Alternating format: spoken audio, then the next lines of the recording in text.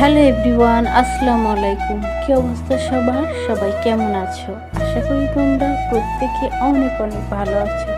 তো আজকে আমি আমার দুপুরের খাবারের মেনু তোমাদের সঙ্গে শেয়ার করছি।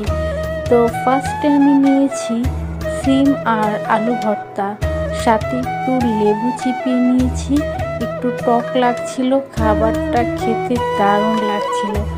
আর একটু শশা কামড়ে কামড়ে খাচ্ছিলাম, সেটাও অনেক মজা লাগছিল। তারপরে নিলাম হচ্ছে দেশি কই মাছ ভুনা। এই তরকারিটা মাশাআল্লাহ জাস্ট জোস ছিল। এইটা খেতে এত মজা হয়েছে কি আর বলবো তোমাদের। তারপর লাস্টে যেটা নিলাম সেটা হচ্ছে এটা কি শুটকির তরকারি। এইটা যদি আরেকটু ঝাল হতো আরেকটু বেশি মজা হতো, বাট ঝাল কম ছিল, তারপরও খেতে ভালো হয়েছিল।